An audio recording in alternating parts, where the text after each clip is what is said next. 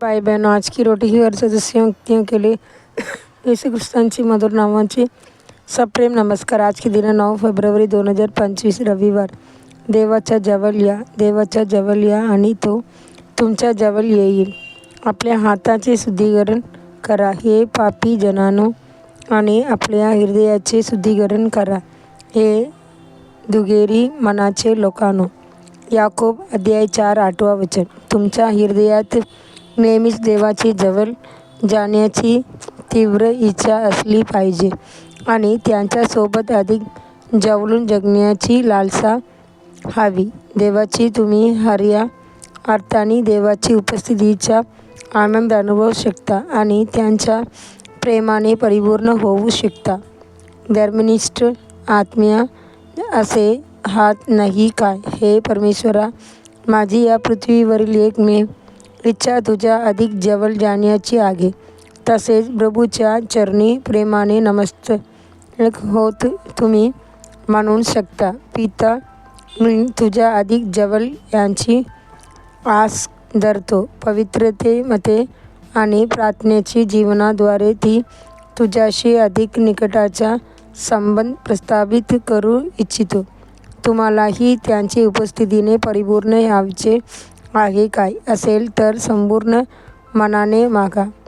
धर्मनिष्ठ याकोब लिहितो, देवाचे जवळ या आणि तो तुमच्या जवळ येईल. बायबल यांची पुष्टी करतो, जोपर्यंत तुम्ही परमेश्वराबरोबर आहेत तोपर्यंत तो तुमच्यासोबत असेल.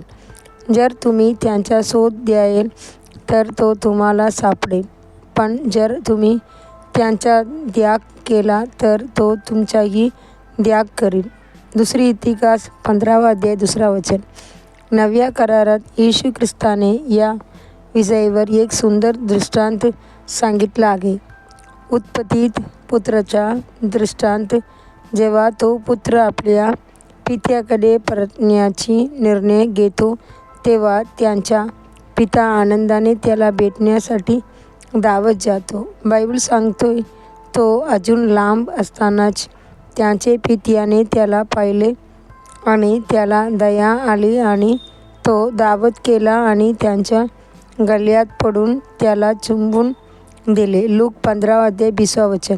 आपला प्रभू कसा आहे? तो पाप्यासाठी प्रेमाने परिपूर्ण आहे. त्याला त्यांची दया वाटते आणि त्यांना पवित्र करण्याची इच्छा आहे. जो कोणी त्यांच्याकडे येतो त्याला तो कधीही दूर पाठवत नाही.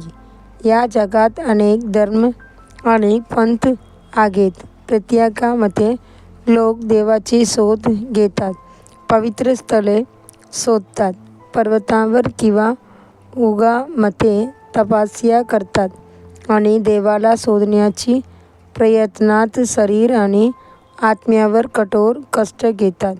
पण येशू हा प्रेमळ धरणागर आपल्या शोधाची वाट पाहत बसत नाही. तो स्वतःच आपल्याला शोधायला आला आहे. तो म्हणतो, बघा, मी दारासमोर उभा आहे आणि ठोठावत आहे.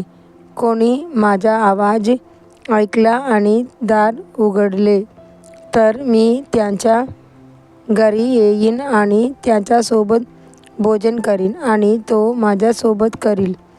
प्रकटीकरण 3 अध्याय 20 वचन. देवाची मुलांनो, बघा, येशू तुमच्या हृदयाच्या दारावर ठोठावत आहे. पुढील ध्यानासाठी वचन. मी तुम्हाला सांगतो की असेच एक पापी माणूस मन परिवर्तन करतो तेव्हा स्वर्गात नव्या पण नीतिमान लोकांपेक्षा जास्त आनंद होतो, ज्याने मन परिवर्तनाची गरज नाही. लूक 15 अध्याय 7 वचन. आजचा बायबल वाचन सकाळी लेवियोत 6 अध्याय 7 अध्याय, संध्याकाळी मत्ती 25 अध्याय 1 ते 30 वचन. धन्यवाद.